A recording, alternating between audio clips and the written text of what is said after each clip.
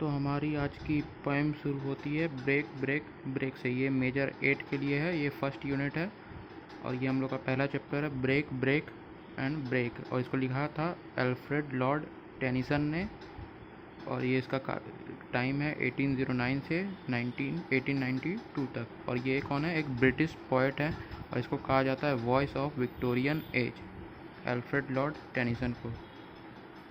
ये जो break break break है ये एक एलिगी है on the death of Arthur Henry Hallam. तो एलिगी क्या होती है? एलिगी एक पोएम, एक टाइप की पोएम होती है जो किसी के डेथ पे लिखी जाती है ज़्यादातर। एक सॉरोफुल यानी कि दुख भरी एक पोएम होती है एलिगी, उसी को एलिगी कहते हैं। तो ये जो पोएम है ये 16 लाइन्स पोएम है जो कि 4 स्टैंजास या क्वार्ट्रेंस में डिवाइडेड है। यानी कि इसमें 16 लाइन है जो 4 स्टैंजा में डिवाइडेड है। तो इसकी पहली स्टांजा का मतलब हम लोग समझते हैं। The poet watches the sea waves crashing on the grey stones, he wishes he could express the deep sorrow in his heart but he cannot put his pen into words।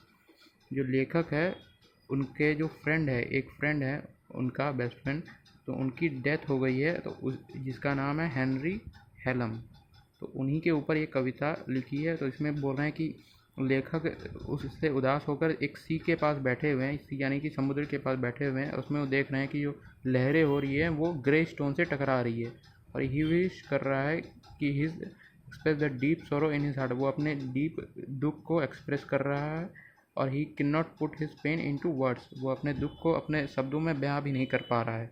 ये पहला stanza है।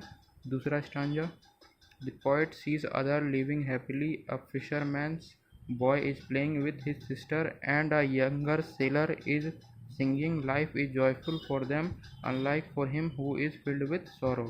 तो इसमें जो poet है वो देख रहे हैं एक हैप्पीली फिशरमैन के लड़के को, यानी कि उसका एक फिशरमैन के बेटे को देख रहे हैं जो अपनी बहन के साथ खेल रहा है, और एक यंग सेलर यानी कि एक नाविक है जो गाना गा रहा है।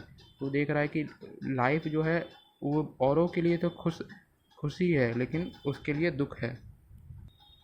अब तीसरा stanza, ship sail smoothly towards the harbour showing how life and nature continue unaffected but the poet deeply misses his friend, wishing he could feel his hand again और hear his voice which is now silent forever.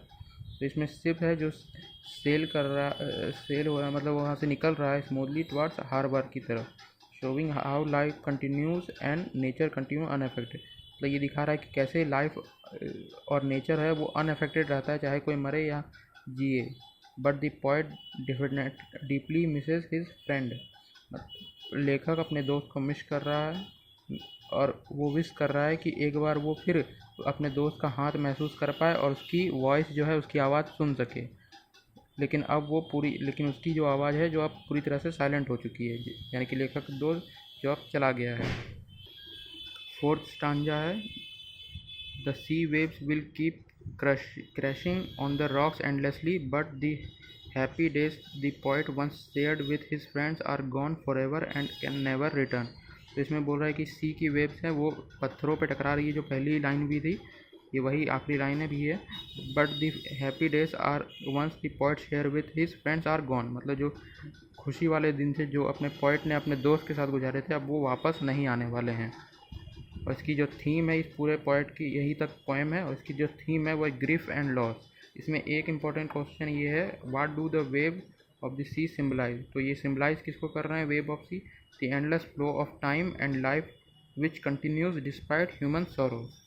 तो यही थी हम लोग की पूरी कहानी Alfred Lord Tennyson के द्वारा लिखी हुई ब्रेक ब्रेक ब्रेक। अब यूनिट 2 है the crossing of the bar, जो मैं अगले वीडियो में कवर करूँगा। आप लोग इसको देख लीजिए।